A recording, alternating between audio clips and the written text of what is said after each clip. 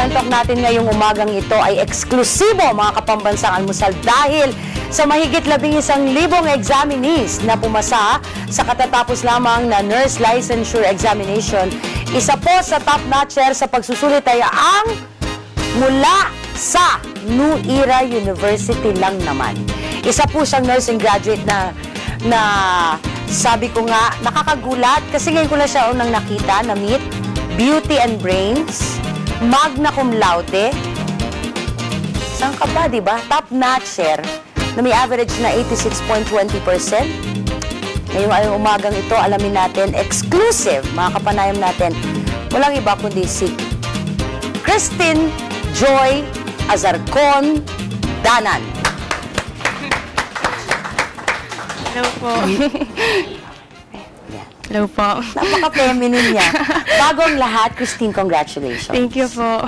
Anong feeling mo na ikaw ay top-notcher, magna cum laude, ang ganda, ganda ng lahat na nasa'yo, sinalo mo na lahat, bakit ganon? Anong feeling mo ngayon? Sa ngayon po, parang mixed emotion pa po talaga. Kasi po, sobrang saya na nakakaiyak na lang po talaga, na parang hindi pa po talaga sa akin nagsisingkin na, totoo ba? Totoo ba talaga? Yung the very first time na, yung unang-una, makita mo na, uy, pasado ako. Anong pakiramdam nun? Parang hindi ka naman hinimatay, gano'n. Yun nga po eh. Doon parang nabasa ko po talaga yun. Siguro for 1 minute nakatulala po talaga ako. Totoo ba to? Niloloko lang nila ako. Kung niloloko nila ako, ba't ang dami nila? Grabe naman ang trip sa... Hindi mo rin talaga in-expect. Despite na ikaw ay magna cum laude. Magna cum laude lang naman nag-graduate. Okay. Hindi mo in-expect yun. Na ikaw pa magta-top notch. Pinangarap ko po to. Ginawa ko po yung best ko. Pero para sa akin po, kapag pinagkaloob, thank you. Pag hindi, pumasa lang, super saya na po. Pero pinagkaloob eh. Kaya yun, woo! Saya-saya po talaga. Very humble. At alam natin, nagkakaintindihan tayo na isa lang ang may gawa niyan, di ba? At dapat pasalamatan natin. Ngayon, ano ang mga, well, bago ang lahat, bago ko itanong yung nasa prompter na yan. So, ikaw ay, she's only po 21-year-old. Very much single. Dapat. At alam mo, may mga, pag-usapan natin yung pagiging, so ikaw ngayon ay nurse na. Yes, okay. RN po. Ikaw ay official na nurse na. Pag-usapan natin, alam mo, ang sabi nila kasi ang pagiging nurse, no? Yan ay parang stepping stone mo para ikaw ay makapag-abroad. Karamihan dyan, talagang ang layunin lang makapag-abroad, di ba? Pero kanina nag-usap tayo, sabi mo, ayaw mo naman talagang mag-abroad.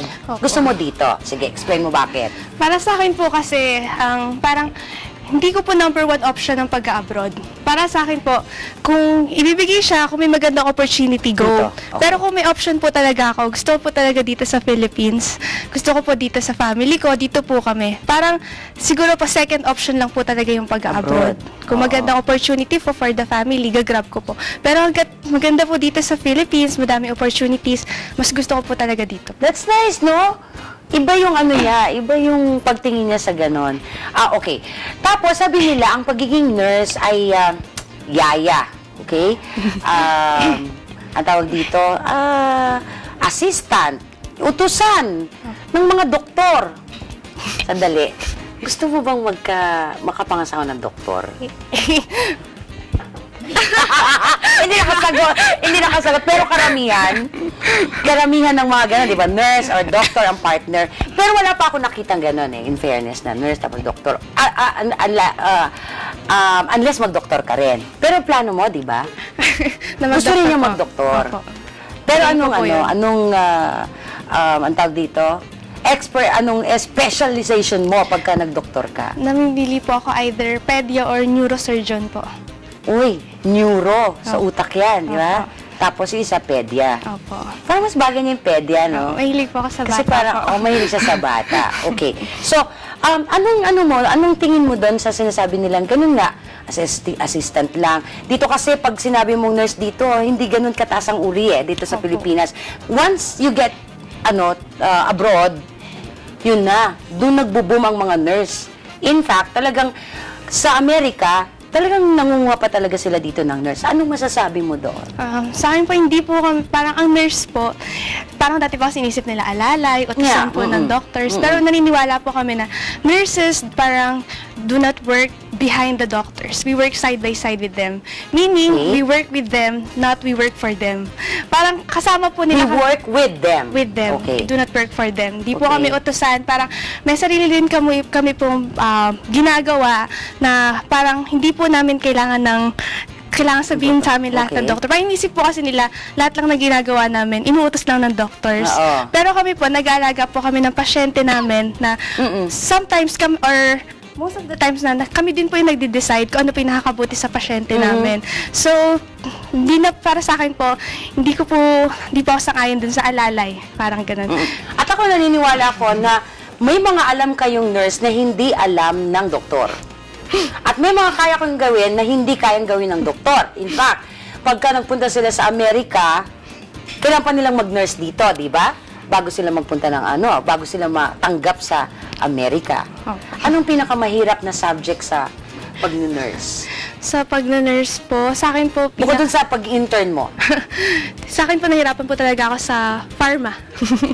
Sa gamot? Kasi po parang araw-araw may naiimbentong gamot.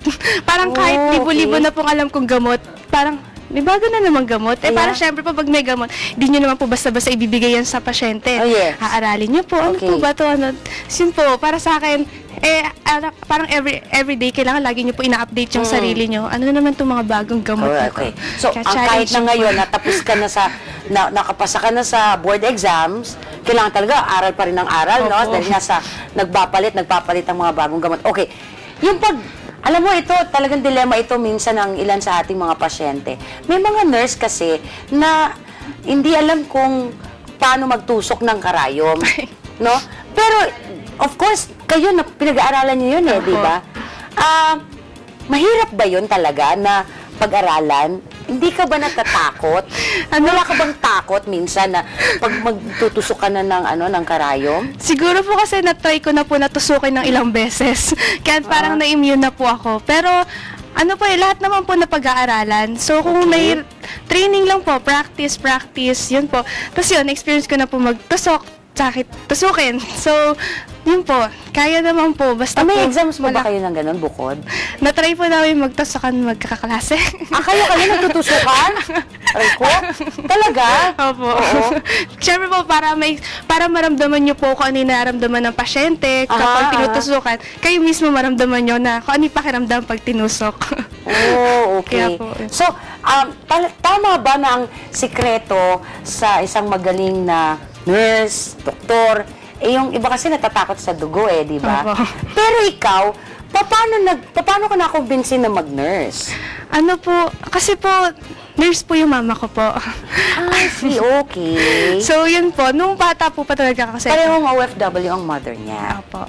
From Canada ang mother niya, ang daddy niya sa Saudi. Opo. Nauuwi ngayon, di ba? Umuwi na po nung board Umuwi exam na. ko po. Wow, ang ganda Full namang support. sorpresa. Oo. And then, nanay mo pala ay nurse din. Opo. Siya din ang nag-convince sa'yo. Ang gusto ko po talaga kasi maging doktor. So, para sa akin po, any pre-med, okay po. Bio, Yes, psych, nurse. Tapos sabi ni mama, sige anak, mag-nurse ka na lang. So, yun po. Noong una po, parang inisip ko talaga, stepping stone lang po para mag-med. Hanggang nung nagtagal po, minahal ko na po yung profession bilang nurse po. At ikaw ay naniniwala, I'm sure, kahit ako ay naniniwala na ang pag-aaral kasi, wala yan sa, wala yan sa, sabi nga nila, dapat sa exclusive school ka o sa magandang eskwelahan ka. Ikaw ay graduate at ikaw ay nag-top notcher under ng New Era University. New Era University po. In fact, ang kursong nurse, kailan lang yan di ba? Sa New Era? 2003 po nag-start. 2003 nag-start ang kurso po sa New Era University. Ako ay produkto ng New Era University, ikaw ay produkto ng New Era University at proud tayo na galing tayo sa New Era University. Kaya tayo naniniwala sa ganon na wala yan sa school. Tama po. No? Of course, nandun yun sa suporta ng school. Andun dapat yung suporta ng school. Pero nakita ko yung listahan dun sa top 10, karamihan mga schools na nasa probinsya. Opo. Ang mga nag-top. No? Hindi na ba ganun kahirap Mahirap bang mag-nurse? Ang pag-aaral ng nurse? Siguro po, In general. ay, para sa akin po, mahirap kasi kailangan niyo po mag-exert ng effort, pagod, tiyaga. Hindi po siya makukuha ng isang tulog lang. Puyatan. Opo. Mahirap po sa kung mahirap, pero kaya po. So, anong plano mo ngayon? After mong Ngayon po, mag-top at maging magna cum laude?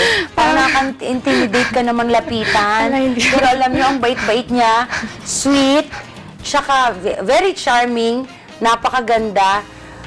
Magbinibining Pilipinas ka kaya? Sumali ka kaya doon? Sayang eh. Ang tangkad pa niya. Anong height mo? 5'4", 5'4", pero tatangkad ka pa. Okay. So, anong plano mo after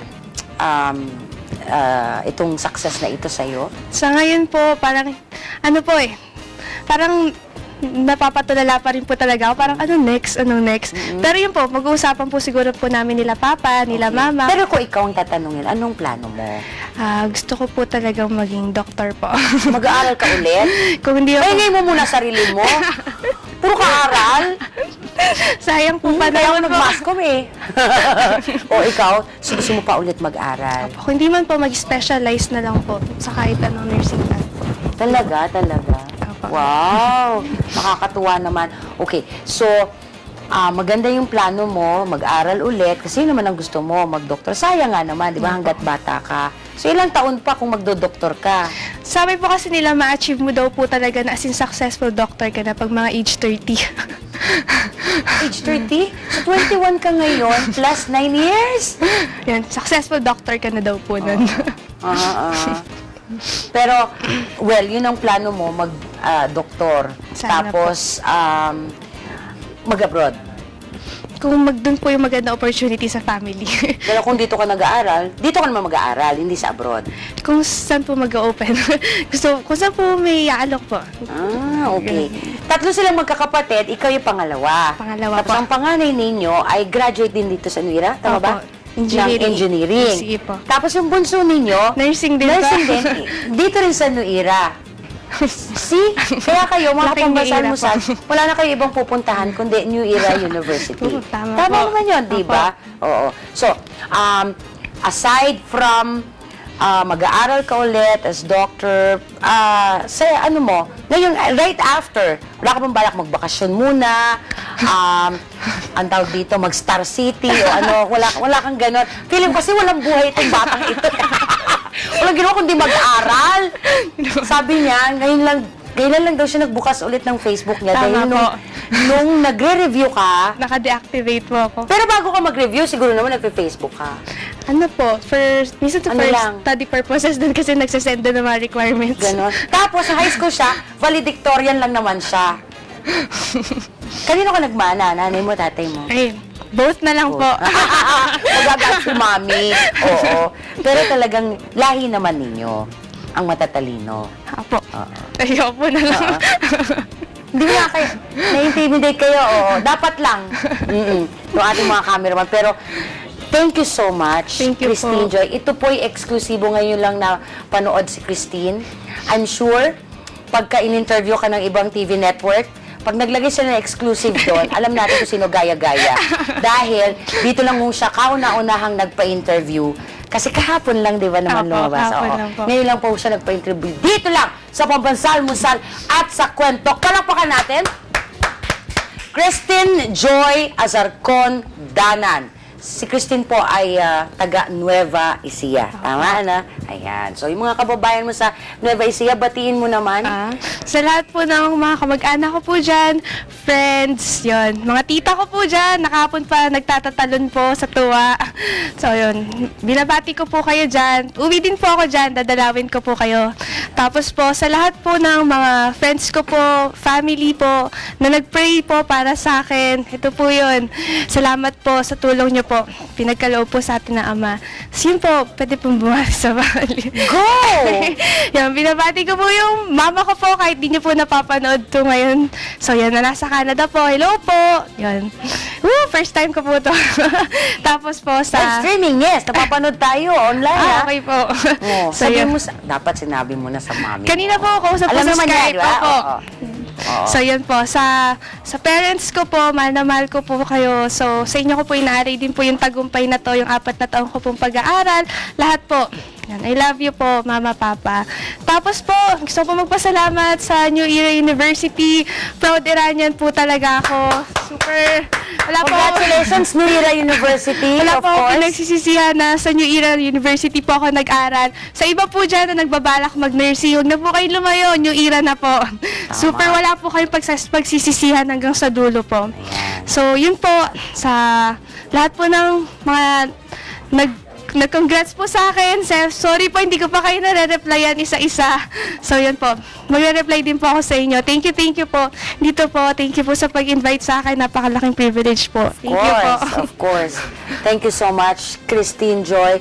Mamaya po abangan ninyo, makakasama din natin ang presidente po ng New Era University, si Dr. Nilo Rosas. Makakapanayan po siya ni Jen para sa kape muna. Pero, thank you so much again. Congratulations, Christine Joy Azarcondanan. Top-notcher po siya sa board exams ng nursing licensure exams. Thank you so much and congratulations. Magbabalik pa po ang inyong pinaka-paboritong morning show, Pambansang Almusal.